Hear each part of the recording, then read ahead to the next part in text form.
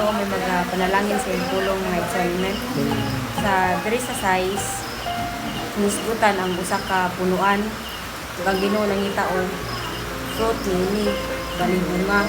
So ikuan diri nga naabtan na og tuig pero wala pa siya nakita nga bunga, pero niingon diri ang magpaparas nga paabuton sa og kani ang tuig kita nagpadayon ng mga lagad sa Ginoo kanang gipangitaan ko ta og kani ang fruit ba bunga, fruit of the Holy Spirit. Diri sa Galatians 5:22 na fruit of the Holy Spirit, love, joy, peace, patience, kindness, goodness, faithfulness, gentleness, self-control. Against such things there is no law.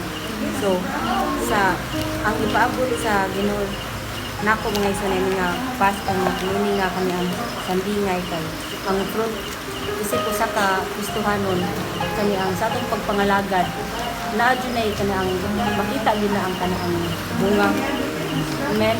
Kay diha sa atong pag-surrender pareha sa i-share gyud ni nga kani ang kung muduot ta sa Ginoo atong i-surrender ang atong kinabuhi na repentance, so naay kabaguhan sa atong kinabuhi. So moabot sa diha ang fruit of the Holy Spirit, makita na sa nagapalibot nato kay kita mo kitang kahayan ini nga kalibutan na.